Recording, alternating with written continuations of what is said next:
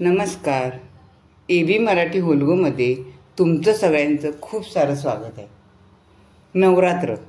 नवरात्र चालू झालेलं आहे. सगळ्यांकडं नवरात्राची गडबड चालू आहे. नवरात्रामध्ये कन्यापूजनाला फार महत्त्व आहे. जेवढं महत्त्व घटस्थापनेला किंवा सप्तशती पाठ करण्याला आहे ना, तेवढंच महत्त्व कन्यापूजनाला पण आहे.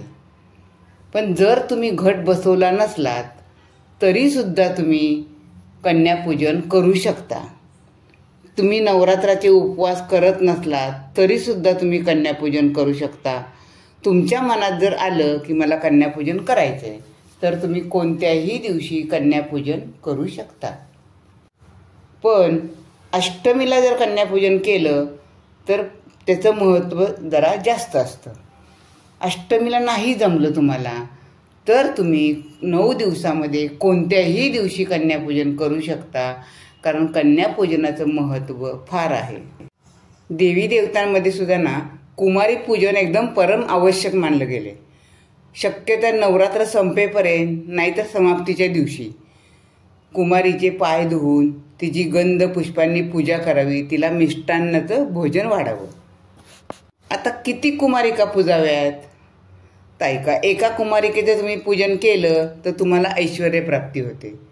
दोघींचं पूजन केलं तर तुम्हाला भोग आणि मोक्ष प्राप्ती होते.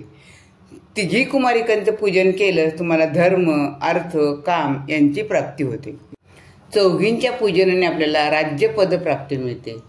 5 जणींचं पूजन केल्याने विद्या प्राप्ती होते. 6 जणींचं पूजनाने षटकर्मसिद्धी प्राप्त होते. 7 जणांच्या पूजनाने राज्यप्राप्ती होते आणि 8 जणांच्या पूजनाने संपत्ती मिळते. 9 कुमारिकांची पूजा केली असता आपल्याला सगळं ऐश्वर्य प्राप्त होतं. आता कुमारिका पूजनासाठी किती वर्षापर्यंत मुली लागतात? तर 2 वर्षापासून 10 वर्षापर्यंतच्या मुली कुमारिका म्हणून आपण पूजतो. आता 2 वर्षाच्या कन्येला कुमारी म्हणतात. या मुलीची पूजा केल्याने आपली गरिबी दूर होते.